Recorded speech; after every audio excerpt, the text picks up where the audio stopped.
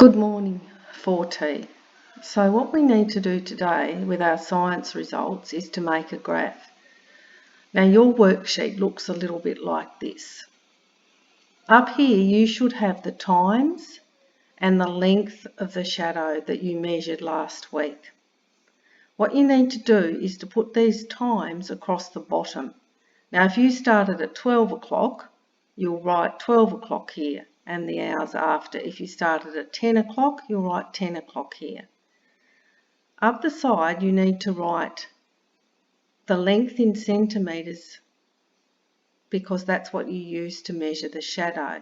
But you need to make sure if your shadow was longer than 20 centimetres, you might need to make your numbers go in twos. So it would be 2, 4, 6, 8, 10, up to 40. So you need to make sure that that space will be able to show the length of your longest shadow. Okay, so then what you need to do is you look up here at your table. At 9 o'clock the shadow was 15 centimetres. So I'm going to try and show you how to fill that in. So, So 15 centimetres would be all these squares. So you would have to colour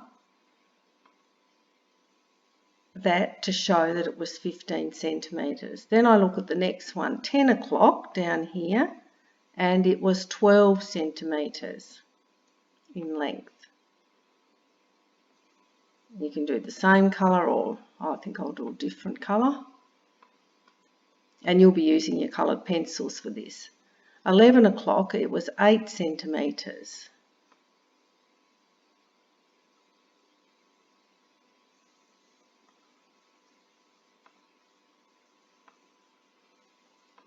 At 12 o'clock, it was 5 centimetres.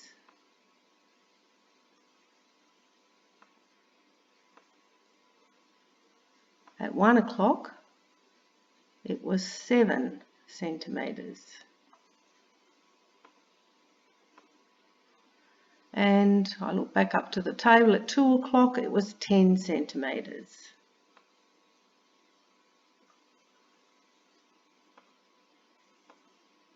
So then you should end up with a graph which shows clearly the length of the shadows in centimetres. And then next week we'll be looking at this and using what we've learnt to answer some questions.